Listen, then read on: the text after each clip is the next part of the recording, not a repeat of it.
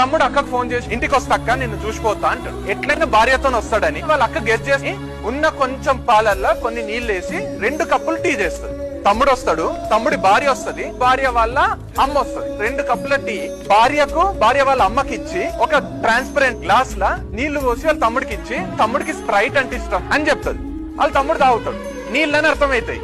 అయితే కూడా ఏం ఎక్స్ప్రెస్ చేయడం ఏం చేయడు. వాళ్ళ అత్తమ్మ ఉంటది కదా, నాకు కూడా స్ప్రైట్ కావాలంటే వాళ్ళ అక్కకి ఏం చేయాలో అర్థం కాదు. వాళ్ళ అక్క లోపల పోతే వాళ్ళ తమ్ముడు కూడా నేను తీసుకొస్తాలే అని లోపల పోతాడు. తప్పని గ్లాస్ పడేస్తాడు. అయ్యో అయ్యో అత్తమ్మ చల్లిపోయింది మొత్తం స్ప్రైట్ అంతా, నేను బయటికి పోయి తీసుకొస్తాను. నేను బయటికి పోతుంటే వాళ్ళ అత్తమ్మ అంటది ఏ వద్దులే టీనే తాగుతా అంటే తాగి అయిపోయింది. ఇక్కడికి కథ అయిపోయింది.